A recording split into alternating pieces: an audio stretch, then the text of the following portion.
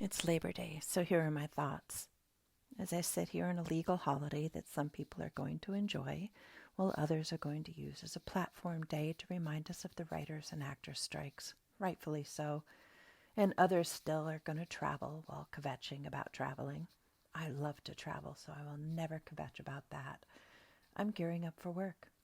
I'm a gig worker and a contract worker. I work every day. The price I pay for working for myself, owning myself without the drama or politics of working for others, other than my very positive company connections, I determine my fate. I've been through enough fuckery and the downside of the way people are in their workspaces that I am now obsessed with healthy working conditions and spaces. If you work for yourself, you can probably relate. I take time off when I need time. I crank up productivity in the lull. So many gig workers are hustling for our worthiness right now, but we don't see it that way. It's more of a self-inflicted determinism to live our lives with something that matters to us. The experts call it a calling. Look up a book called The Calling by Dr. Brian Dick, D-I-K. Like the Crusades, with less bloody massacre and more snacks. Being ill for months was devastating to my everything.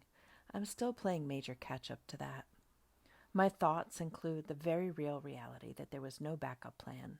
I had a backup plan, a full-time position with a company that boasts of putting people in a place to bloom, or how humans come first, or something like that. It was one of the most toxic work environments I'd ever met, and I've met a lot. 8 weeks. I think that's how long I lasted. 8 solid weeks of stress, toxic environment, belligerent, malignant management, and completely out of touch, condescending, patronizing leaders. I left because it compromised my hard earned mental health, and that too was the lesson. And here's a side note: if you ever have survived trauma or PTSD, do not ever go work in an environment where they will pull you right back into that dark hole of horrible. Ever, never, ever get back together with people like that. Always have a backup plan. Only someone who doesn't think about or worry about money will say, don't have a plan B. That person isn't invited to an opinion about working for yourself or living paycheck to paycheck. 7 days a week in the number of hours it takes. I choose that. Expecting anyone who works for you to have that mentality is masochistic or sadistic. Both, probably. People who work for you do not owe you that level of dedication. They owe you the hours they signed up for in the contract.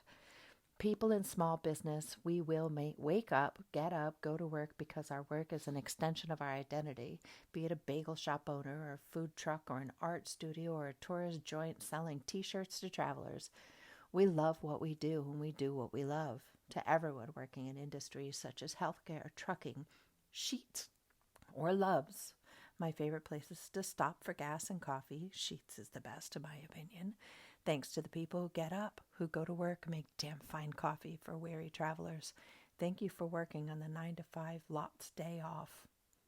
We're all coming from very different places to people in other countries who have never the luxury of paid days off for things such as Labor Day, and to the people around the world working in terribly awful conditions so that we can have sneakers with sports guys' names on it, and 15-hour days, and unsafe factories so we can wear the brand label across our free advertising body space.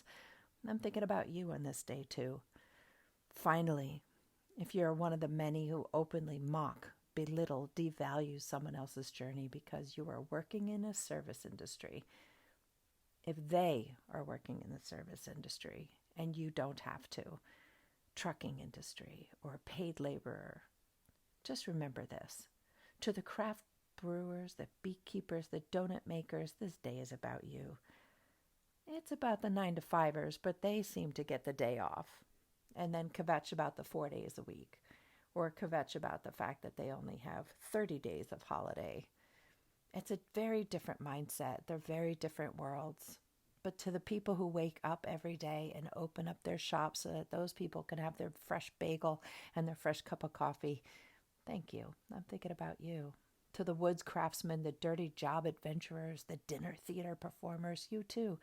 To the people running mom and pop shops, and to you who work in the waffle houses of the world, it's all about you today.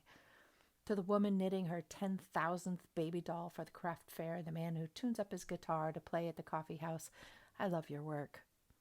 You wouldn't have any of that nice day off or the things in front of you, from your food to your toilet paper to the clothes on your body, if it weren't for these people who work so very hard.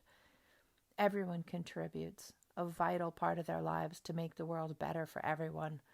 Nobody is worthier of respect or kindness, at the very least, than anyone else. Please remember to tip your servers.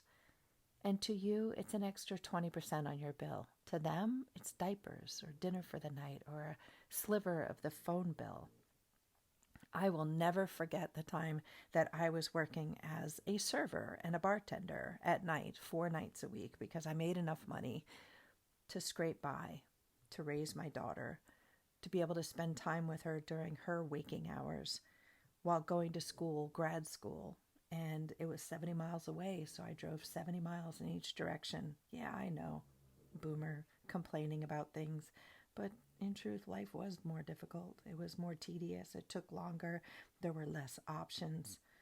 Don't take advantage of that, my young ones, my Gen X, Y, Zs, or Alphas.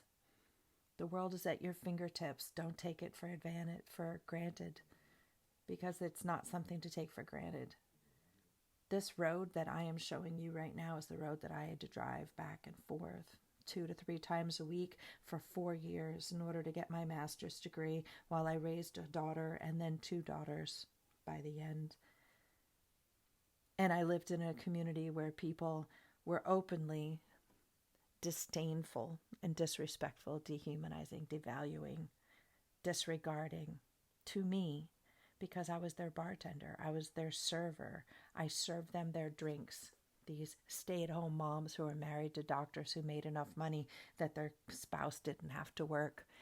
And I watched, and I stayed quiet, and they disrespected me, all while I earned a master's degree in psychology, community psychology specifically, learning how to study behavior and conditions and poverty and wealth and the disparity in between, all while driving 7